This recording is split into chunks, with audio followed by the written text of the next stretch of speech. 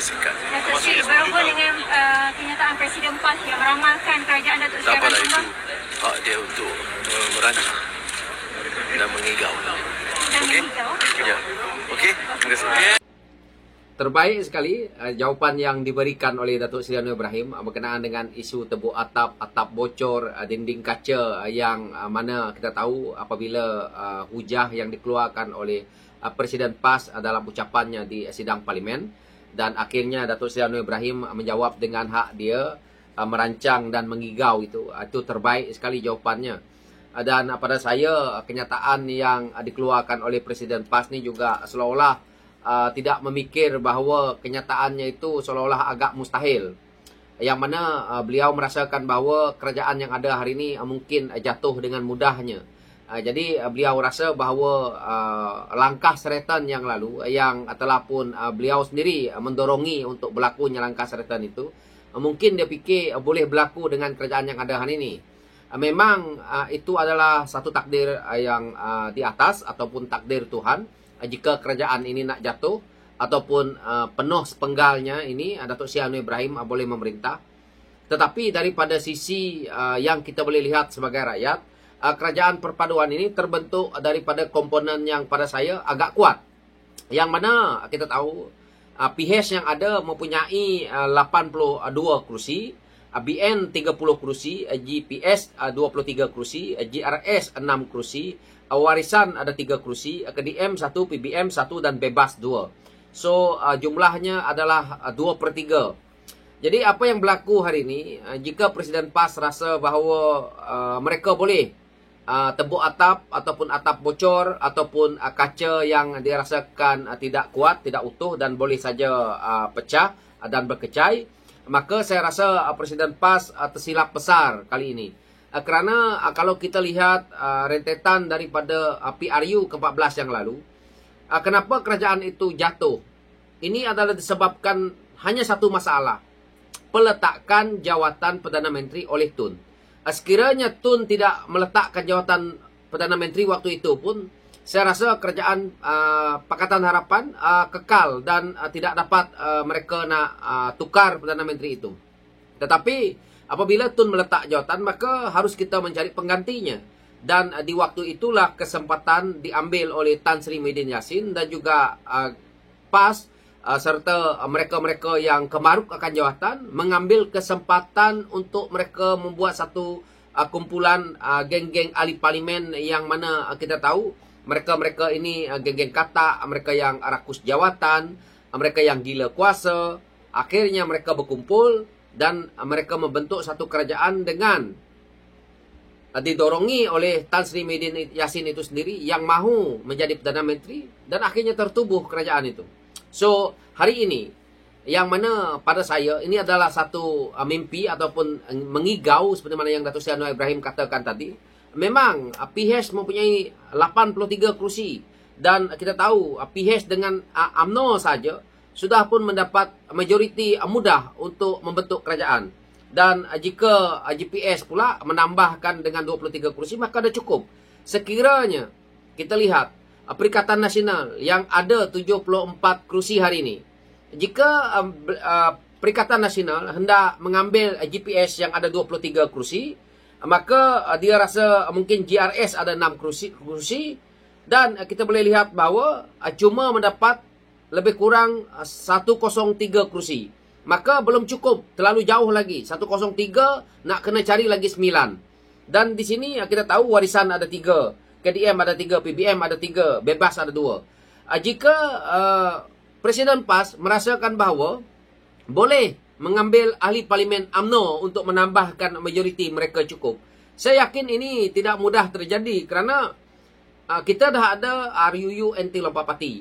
RUU Anti Lompat Parti ini mereka kena ikut apa komponen parti itu mahu. Iaitu kalau hari ini Presiden UMNO adalah Zahid Hamidi, yang mana dia nak bersama dengan Pakatan Harapan untuk membentuk kerajaan, maka kesemua mereka yang ada dalam komponen BN ini harus mengikut kehendak dia. Sebab watikah mereka awal-awal mereka bertanding, mereka juga memohon ataupun mereka tanda tangan banyak dokumen yang mana perjanjian itu harus mereka ikuti dan pembentangan RUU-NT Lopak Pati itu terpakai hari ini. Sebab itu apabila sebelum berlakunya kerajaan yang ada hari ini, mereka kata cukup jumlah kerana mereka rasa perlu mereka lakukan perkara itu sekali lagi dengan mengumpul ahli parlimen yang nak menyokong mereka dengan idea-idea yang pada saya menipu kepada rakyat semula. Jadi apa yang perlu kita rakyat lihat adalah PN adalah satu parti yang terbentuk dengan tidak pernah akan ada cukup majoriti. Dan apa yang mereka war-warkan bahawa mereka adalah satu parti yang mendapat sokongan majoriti rakyat Malaysia, itu adalah salah juga.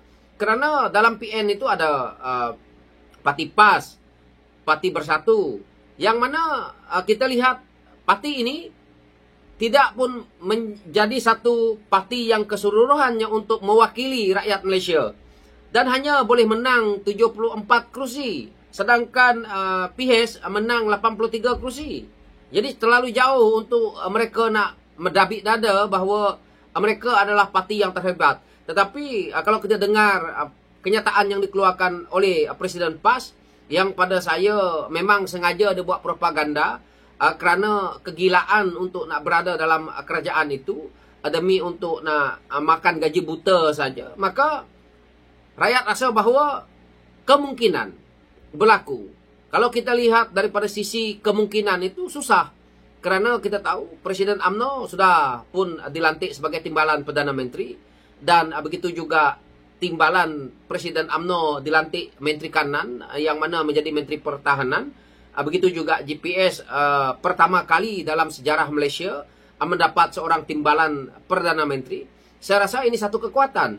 Dan kekuatan yang dibuat oleh kerajaan yang ada hari ini dengan mengambil berat tentang isu Sabah dan Sarawak, dengan membuat jika lebih ataupun kurang daripada 50 juta, maka tidak perlu meminta permohonan daripada kerajaan pusat untuk mereka melaksanakan projek di negeri Sarawak ataupun Sabah. Ini adalah satu pendekatan yang terbaik. Tetapi di waktu Perikatan Nasional, mereka membohongi Sabah dan Sarawak. Tan Sri Muhyiddin Yassin turun ke Sabah, turun ke Sarawak dengan ayat dia apa? Kami akan menjadikan Sabah dan Sarawak ini wilayah. Tetapi hakikatnya hanya di mulut. Tidak ada pelaksanaan apa, infrastruktur apa yang diberikan kepada Sabah dan Sarawak itu tidak ada. Serupa saja yang mana ini hanya cakap kosong. Hari ini PAS menyerang Pakatan Harapan, menyerang UMNO kerana supaya lemahnya ataupun lebih kepada menyerang UMNO itu supaya UMNO itu berpecah ataupun Barisan Nasional itu pecah. Jadi apabila mereka berpecah itu, maka dia rasa GPS akan pergi menyokong mereka. Dan dia rasa mungkin juga parti-parti kecil yang lain seperti GRS akan kembali kepada mereka. Tapi pada saya ini tidak semudahnya. Kerana jawapan yang pertamanya juga akan kembali kepada Datuk Seri Anwar Ibrahim. Jika Datuk Seri Anwar Ibrahim sudah mengesahkan diri dalam parlimen dan sudah pun kita sahkan bahawa cukup majoriti dan kita akan pertahankan itu. Dan sekiranya Datuk Seri Anwar Ibrahim tidak meletak jawatan sebagai Perdana Menteri, maka tidak mudahlah untuk PAS ataupun Presiden PAS ini nak memberi hujah. Jadi mimpi dia, ngigau dia yang mana rasa bahawa dulu mereka boleh tebuk atap, itu hanyalah satu mimpi yang mungkin yang terakhir untuk mereka buatkan sebagai mimpi indah. Kerana itu pun disebabkan oleh Tun meletak jawatan. Jika sewaktu itu Tun serahkan kuasa kepada Datuk Seri Anwar Ibrahim, hari ini mungkin kita tidak berada dalam masalah yang paling teruk. Jadi itu saja ulasan saya berkenaan dengan isu ini. Sekian, terima kasih.